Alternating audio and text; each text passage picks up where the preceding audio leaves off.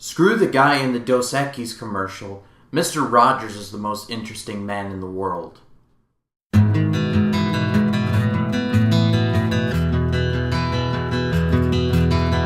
Hello everyone, my name is Ryan Cam, and I am very happy to be talking about the movie Won't You Be My Neighbor. This was a documentary about Fred Rogers, aka the host of Mr. Rogers' Neighborhood, a famous television show that ran from the mid-60s all the way through the 70s, 80s, 90s, and I believe it ended in 2000. It's quite a run. This is basically a documentary about the life and career of Fred Rogers, how he created the show, how he saved public broadcasting when Richard Nixon was going to cut the finances, his impact on children and what he thought that impact truly was, his insecurities, what he thought children were watching on television, and most importantly of all, his timeliness and how he communicated certain issues to children. I have found several old episodes of the show on YouTube, and I am endlessly fascinated by this show. Not just the show, but the man himself. As I was watching the show, I was like, I wonder how much of this is real and how much of this is an act. And this movie basically says, oh, he was like that all the time. He was basically the nicest man in the world. In a certain way, Mr. Rogers himself and his show was counterculture. He did things that a lot of people either frowned upon or wouldn't even touch. He would communicate these issues to children, such as death, divorce, assassination, war, in a way that would be palatable for children. He even said in an interview, it's in the movie, you won't be able to miss it. He says, I never felt like I had to wear a funny hat or put on a funny voice to connect with children. You can see how much he cared about children because he didn't feel like he wasted their time.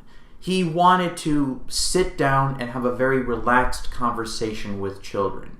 That was downright revolutionary at a time where most kids shows were like in your face and hey kids, and stuff like that. While most kids shows were very fast and in your face, Mr. Rogers was slow, deliberate, and in some cases, very quiet. And that's what made him stand out. And Mr. Rogers was all about peace and understanding at a time where peace and understanding was not really that prevalent. But I was very surprised to learn that in the documentary they mentioned that he was originally supposed to be a priest. He was almost finished with becoming an ordained minister when he found television and he was like, you know what, I'm going to do a kids show. He ended up becoming a minister, but he never really used that on television. So you really never knew. But the most surprising thing that I found was that Mr. Rogers was very insecure.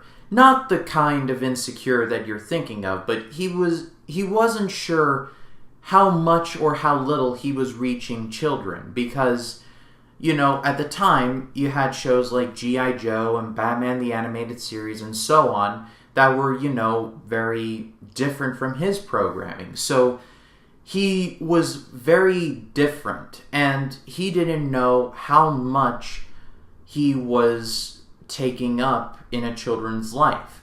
It turned out quite a lot, but he was still very doubtful, and that was very surprising for me. As someone who goes through a lot of insecurities, I was like, I can relate to that.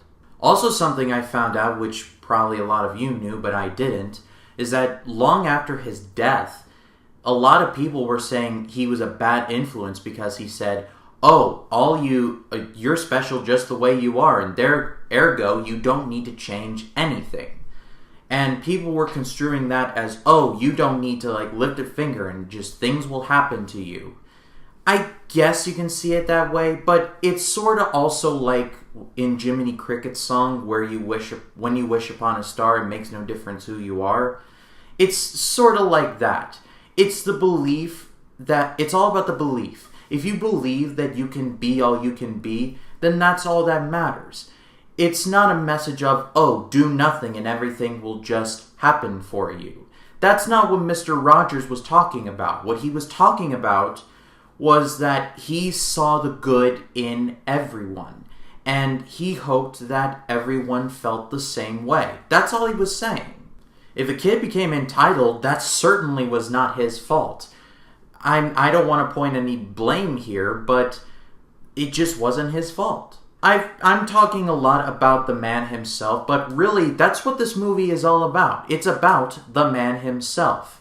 This is very much a documentary. It's a very well-filmed documentary. Clearly, the filmmakers put a lot of time and effort into this, and I really enjoyed this movie. I think it may be in my top 10 of the year.